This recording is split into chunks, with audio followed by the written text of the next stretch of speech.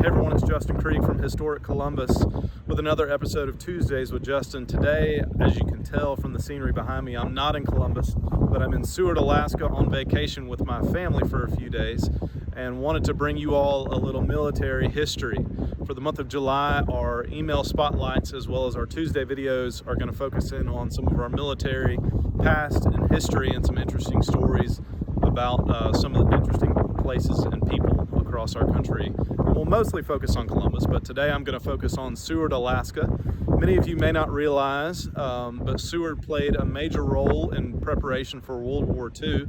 In the late 1930s through about 1945, Seward was one of the last major deep-water ice-free ports that helped to supply both supplies and soldiers across all the military installations in the Alaska territories. And at that time, it was thought that Alaska was perfectly situated as a place to potentially invade. And so the military thought it would be wise to produce about 300 military installations across the coastline.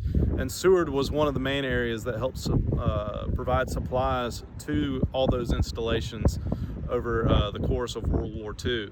Fortunately, there were never any major battles that took place along the U.S. border in Alaska, but the U.S. military was well prepared, and some of the remnants of those preparations still remain.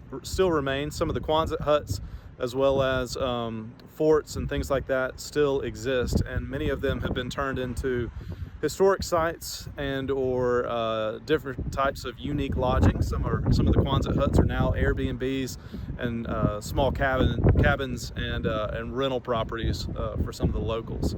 But with that, we will see you all next Tuesday back in Columbus, featuring some of Columbus's most interesting military history.